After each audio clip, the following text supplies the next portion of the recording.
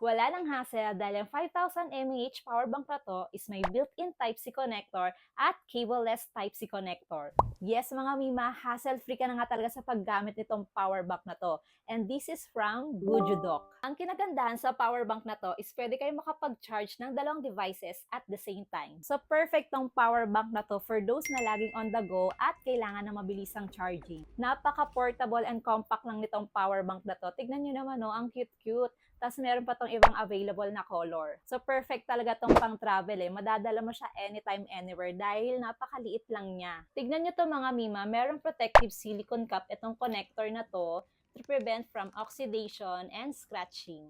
So ito naman yung kanyang indicator lights na nagpapakita ng kanyang battery level para alam mo kung kailan mo siya i-charge. Grabe, gusto ko yung ganitong kaliit lang na power bank kasi madali lang siyang madala, 'di ba? Easy to carry. O ayan, pwede mo siyang dalhin ng paganyan, 'di ba? Madali lang siyang ilagay sa bag mo dahil napaka-compact and portable niya. Napaka-cute ng power bank na to and meron siyang 5,000 mAh. Napaka-affordable lang nitong Gujudok power bank na to mga Mima. For only 200 plus, meron ka ng ganitong ka-cute na power bank na magagamit sa pag-travel mo. So meron kayong pagpipilian palang model mga Mima. Merong Type-C plus Type-C and meron din namang iOS plus Type-C. Meron na rin pala itong kasamang charging cable